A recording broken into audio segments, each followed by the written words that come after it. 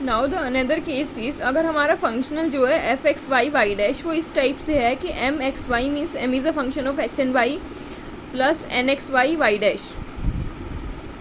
Means जो integral के अंदर में होता है ना, ये जो इंटीग्रल के अंदर होता है ये वाला F X Y Y dash, अगर ये इस टाइप का है कि एक फंक्शन है एक्स वाई का प्लस दूसरा फंक्शन है एक्स वाई का इंटू वाई डैश मतलब D Y by D X, तो उस केस में हम क्या करते हैं, तो उस केस में जब हम आयलर इक्वेशन को अप्लाई करते हैं तो ऑटोमेटिकली हमारे पास ये कंडीशन आ जाती है कि del M upon del Y equals to del N upon del X. ये कंडीशन अपने आप ही आ जाती है जब हम आयलर इक्वेशन यहाँ पे अप्लाई करते हैं। तो बस कंडीशन ये है कि जो एम जो है वो एक्स एंड वाई दोनों का फंक्शन होना चाहिए, एन भी एक्स एंड वाई दोनों का फंक्शन होना चाहिए। तो जब ये वाली कंडीशन आ जाती है तो हमें पता है ये जो कंडीशन है ये एग्जैक्ट डिफरेंशियल इक्वेशन की कंडीशन है। तो उस केस में क्या होता है, जो F X Y Y dash, क्योंकि हमने F X Y Y dash की वजह से ही तो ये कंडीशन आई है,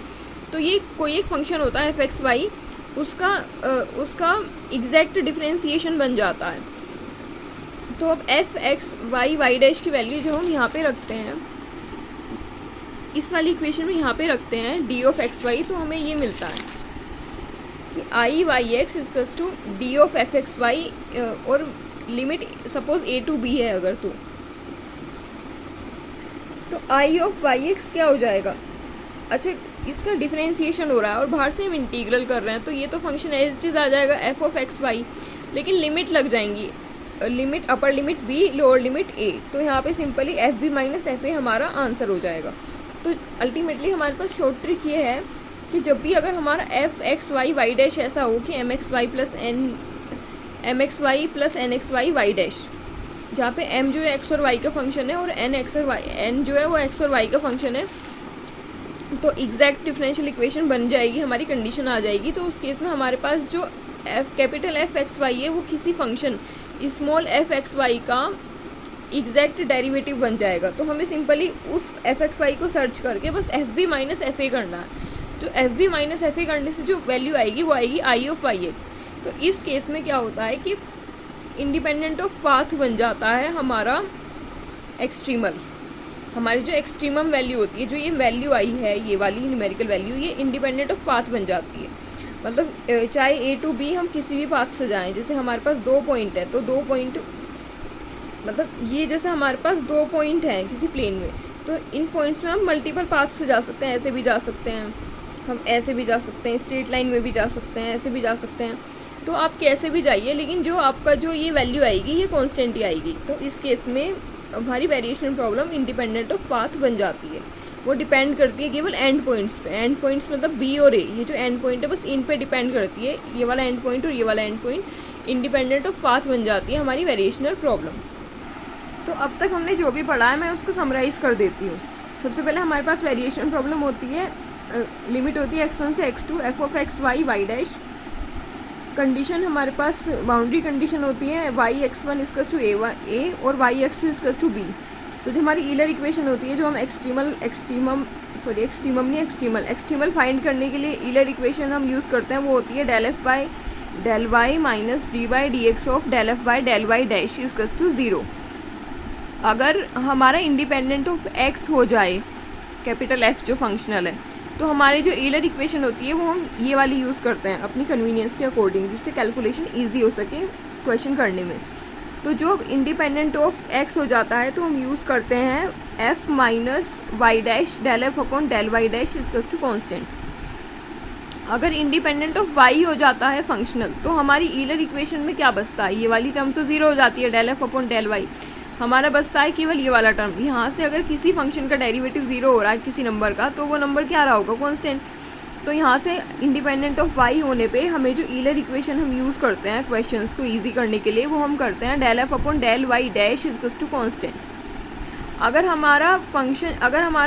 फंक्शनल एफ जो है वो इंडिपेंडेंट ऑफ वाई डैश हो जाए, तो हमारी जो अब यहाँ पे अगर इंडिपेंडेंट ऑफ वाई डैश हो जाएगा आइलर इक्वेशन में,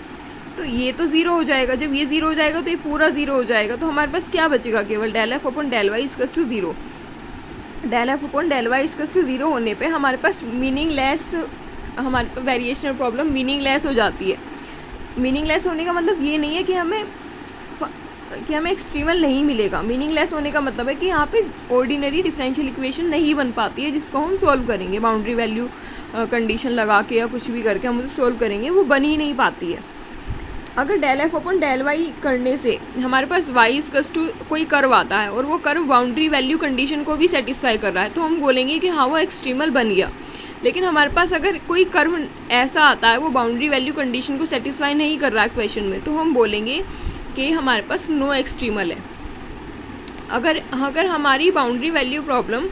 मतलब अगर हमारा फंक्शनल जो है कैपिटल एफ वो इंडिपेंडेंट ऑफ एक्स और वाई दोनों हो जाए, दोनों से इंडिपेंडेंट हो जाए, तो उस केस में हम सॉल्व भी नहीं करेंगे, हम सॉल्व करने की मेहनत नहीं करेंगे। उस केस में हमारा जो फंक्शनल आएगा हमारा जो एक्सट्रीमल आएगा वो आएगा Y equals to X plus B, हम डायरेक्ट लिख देंगे।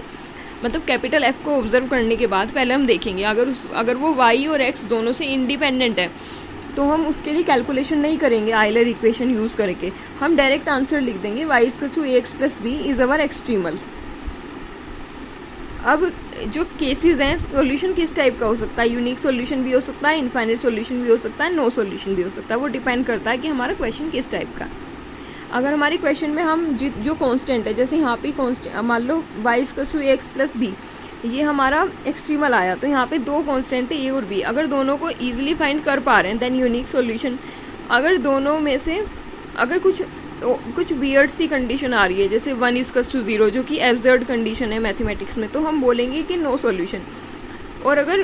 कोई कांस्टेंट ऐसा है कि जिसकी वैल्यू हम फाइंड ही नहीं कर पा रहे हैं, मान लो हमारा बी की वैल्यू तो सपोज 1 आ गई किसी क्वेश्चन में और ए की वैल्यू हम फाइंड ही नहीं कर पा रहे हैं,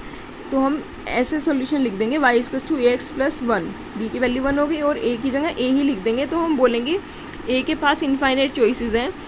और इस केस में हम बोलेंगे infinite number of solution. Similarly जो अभी हमने लास्ट केस पढ़ा कि अगर हमारा capital F X Y Y dash वो इस टाइप का हो कि M X Y plus N X Y Y dash मतलब D Y by D X, मतलब एम एक्स वाई को कोई function plus N X Y D Y by D X, तो ये अपने आप ही ये एग्जैक्ट डिफरेंशियल इक्वेशन वाली कंडीशन आ जाती है। और उस केस में हम कोशिश करेंगे कैपिटल एफ एक्स वाई को हम लिख सकें D of small F X Y, where D of small F X Y का मीनिंग है कि स्मॉल एफ एक्स वाई जो फंक्शन है उसके एग्जैक्ट डेरिवेटिव में हम लिख देंगे capital F X Y Y dash को। तो हमारा जो वेरिएशन प्रॉब्लम है वो इंडिपेंडेंट ऑफ पाथ हो जाएगी और हमारी जो वेरिएशन प्रॉब्लम है वो डिपेंड करेगी केवल एंड पॉइंट्स पर, जो लिमिट होगी ना फंक्शन की, जैसे यहाँ पे जो लिमिट है वो है x1 से x2, तो ऐसे ही जो वेरिएशन प्रॉब्लम होगी वो केवल एंड पॉइंट्स पे डिपेंड करेगी, वो और किसी चीज़ पे डिपेंड नहीं करेगी, पाथ पे डिपेंड नहीं करेगी।